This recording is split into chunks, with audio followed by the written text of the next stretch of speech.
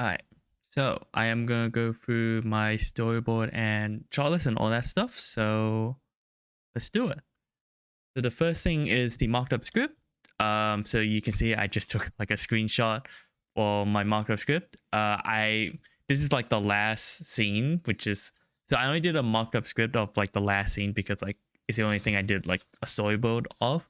So if I were to go through this, there's meant to be like scene 7 here, but it was cut off.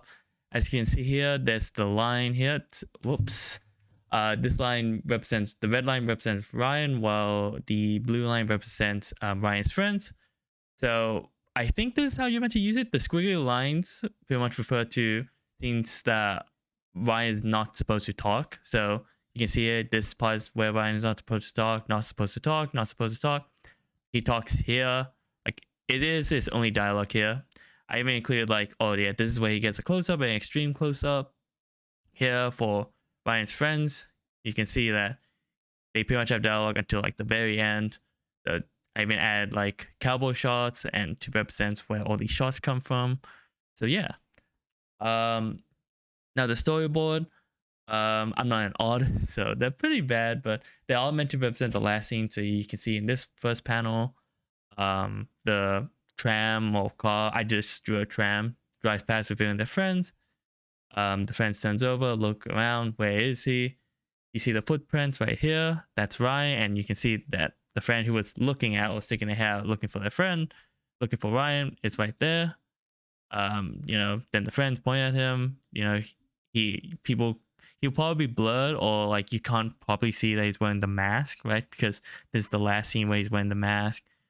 Um, right here, bam, he like all his friends here, and Ryan is back is towards the camera. The camera then swerves around. Also like I know it's hard to see, but I did try to draw like Ryan's hands reaching for the hood and pulling it back, and you can see his hands here pulling it back to show him wearing the mask. They ask, "Is he okay?" They zoom in. It shows the mask fully.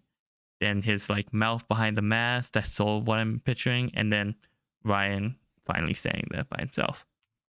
So yeah, here I just realized it probably would have been better, but this is like a screenshot from the shot list again. So you can see here we have all the scenes, we have all the shots, we have all the locations I've named out, all the time of day, all the shot types. I don't really know how to do for this. As you can see, I'm only losing one lens. I could only afford one lens. For the equipment, I only wrote down camera because I'm not entirely sure of the equipment I'm gonna use. Production day, I have an idea, but it's not solidified, so that's why I didn't put anything there. And you can see I have like some notes for actions and sounds right here. Yeah.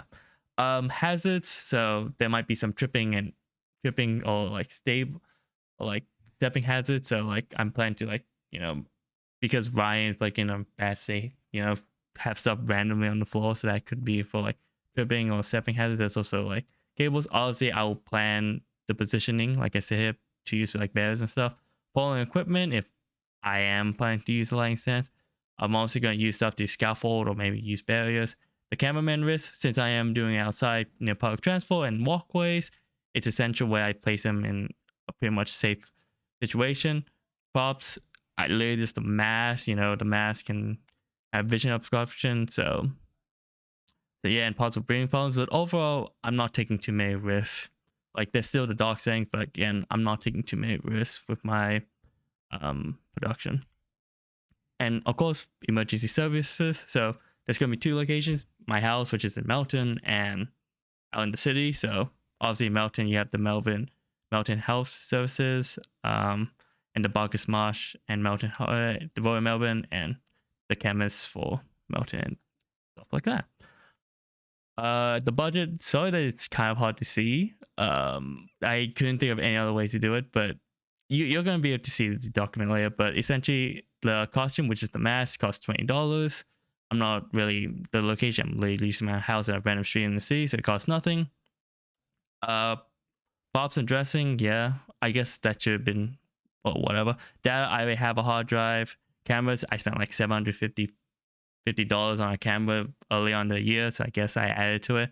casting a crew, I'm not really. This is probably gonna be just a me thing. Like I'll probably just make up. It's probably me just like shooting myself and trying to get all the shots. And unless my friends expect me to pay them in the last scene, then yeah.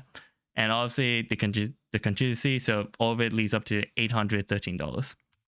And that's it. Thank you for listening.